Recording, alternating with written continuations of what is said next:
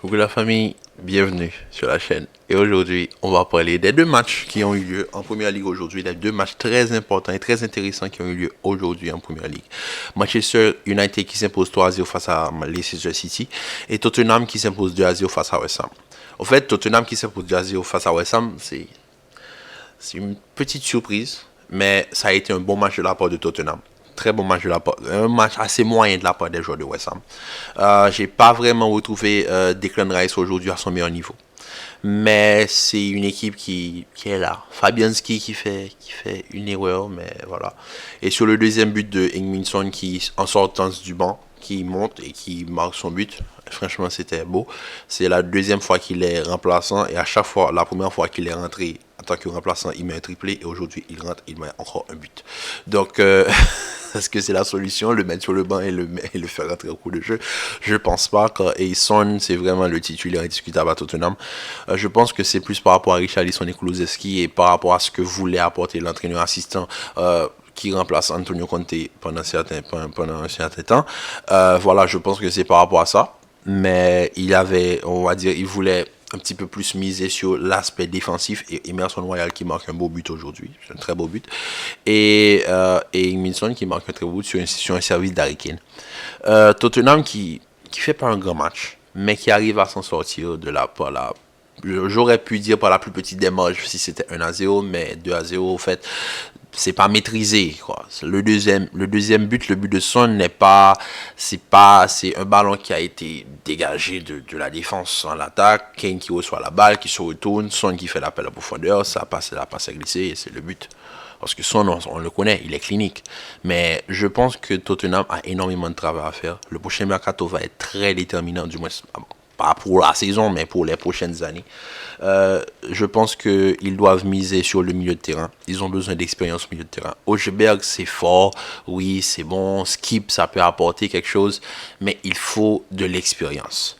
Car si Tottenham souhaite atteindre, pas les sommets européens, mais on va dire garder le niveau pour rester dans le top 6, dans le Big 6 de la Première Ligue, il va falloir un recrutement au milieu de terrain. Pourquoi ne pas aller chercher des joueurs à Chelsea? Ils en ont trop. Donc je pense que c'est l'endroit parfait pour aller trouver de bons joueurs. Donc, c'est un bon match de la part de Tottenham. C'est pas facile de dire ça, mais c'est un bon match. On va pas dire que c'était un grand match, ni un très bon match, mais ça a été un bon match de la part de Tottenham. Les ailes qui ont été très bien exploitées, Emerson Royal qui marque son but, comme je vous dis aujourd'hui, Kulusevski qui fait un bon match. Perisic, quand il rentre, il apporte énormément sur le côté, il apporte sa percussion, son énergie et toute l'endurance qu'il a aux grandes rencontres qu'il a l'habitude de jouer dans toute sa carrière. Et on peut voir que l'expérience de Perisic parle pour lui dans certains matchs. Kane qui fait un bon match, qui fait un très bon match, surtout quand il s'agit de jouer de haut but et d'assister les autres. Il fait énormément de travail tout seul devant.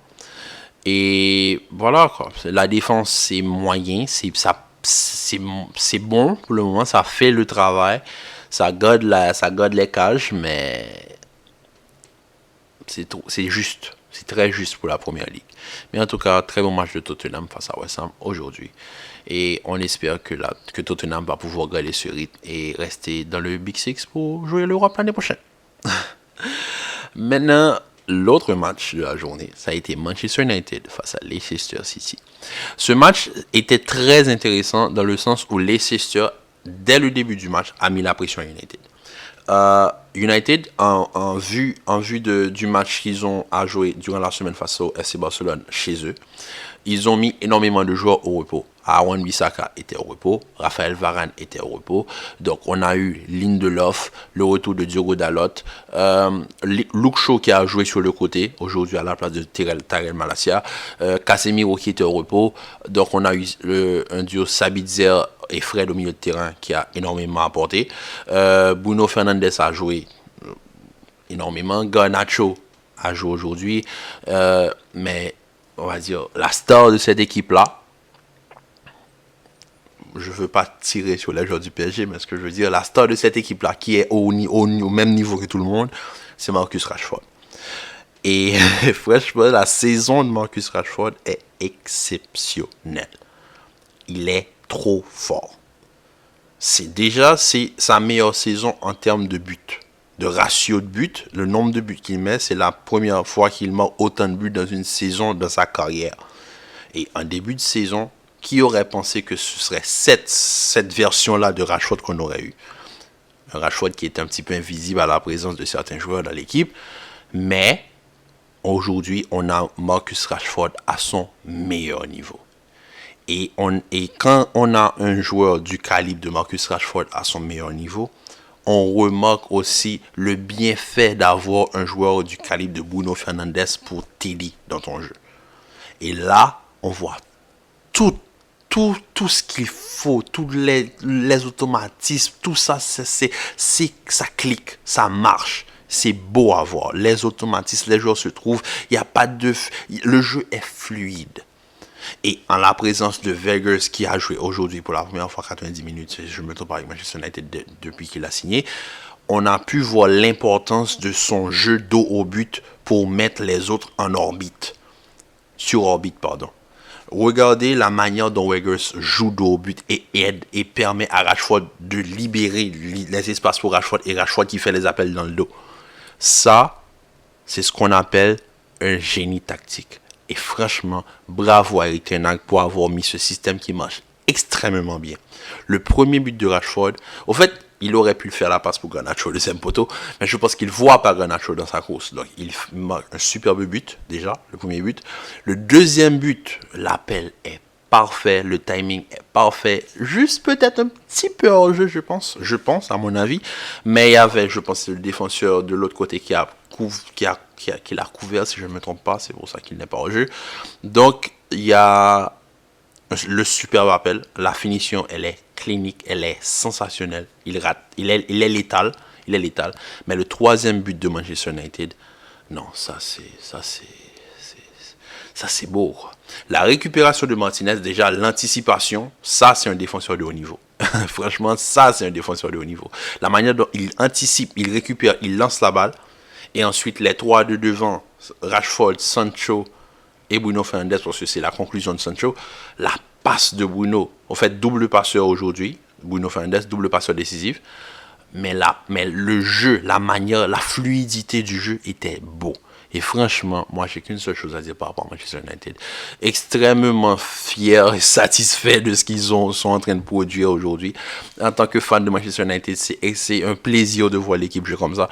Même face à une équipe qui a joué, qui a mis une certaine intensité au niveau du match. Et aussi, on peut dire, l'équilibre que l'équipe apporte en ayant un super gardien dans les buts, David De Gea, qui aujourd'hui fait un super match. Parce que dans les premières minutes du jeu, de la première minute du match, Iheanacho, Vardy, Maddison, si je ne me trompe pas, ils auraient pu marquer au moins 3 buts. Et il y a une tête de Iheanacho que De Gea sort juste sur la ligne. Franchement, aujourd'hui, on a eu une très bonne équipe de Manchester United.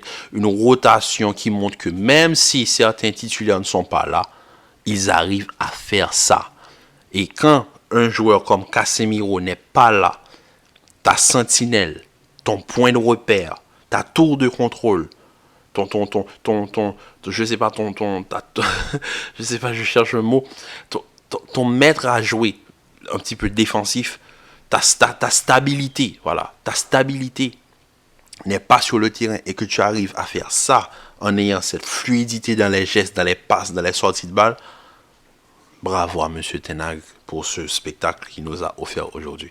Franchement, le Manchester United revient au haut niveau et c'est un plaisir de les voir de cette manière, de jouer de cette manière-là. Donc, Manchester United va jouer le FC Barcelone. La prochaine vidéo sera concernant le match du FC Barcelone face à Cadiz qui s'impose 2-0. Donc, on se retrouve très vite pour une nouvelle vidéo. Likez, partagez, commentez. On se retrouve très bientôt pour une nouvelle vidéo.